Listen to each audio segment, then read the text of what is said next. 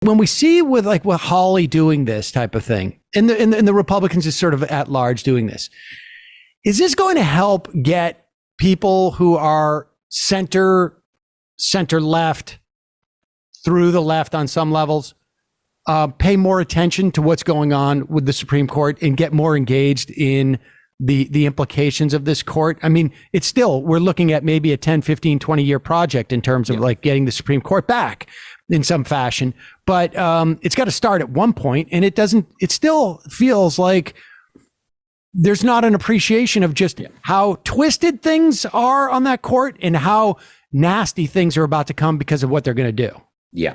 So, I mean, one piece of good news for people who think that the court is out of whack right now is that the polls are showing Democrats waking up. I think Pew just had a poll come out recently, which showed that more Democratic voters think of the Supreme Court as an important issue than Republicans now. And that's consistent with polls from the 2020 election, which showed that more Democrats were engaged with the Supreme Court on the issue as an issue than Republicans. And that's a relatively new phenomenon. I mean, I think we really saw that shift around the Brett Kavanaugh confirmation because, when you have a justice who is very credibly accused of trying to rape someone, Democratic voters don't like that very much. And so you're starting to see Democratic voters wake up. I think it is very likely that Roe v. Wade is going to be overruled in June. There's a number of very scary election cases coming. I think the Supreme Court is going to dismantle most of America's gun laws this term. There's just a lot. I mean, we've already seen the court giving big legal exemptions to the Christian right.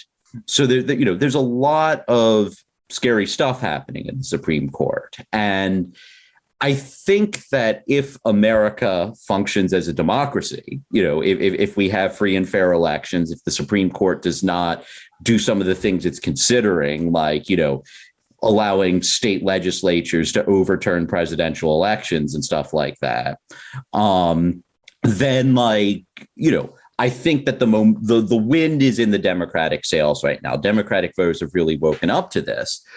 But the problem is that when you control the Supreme Court, you control the shape of our democracy. Right. And even if the Supreme Court is completely honest and doesn't do anything more to dismantle the voting, I mean, there's a bad Voting Rights Act decision this week.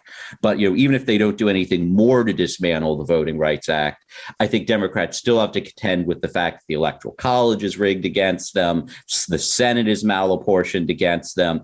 And that means that Democrats consistently need to win elections by 3, 4, 5 points just to achieve, rough equality with the Republican Party.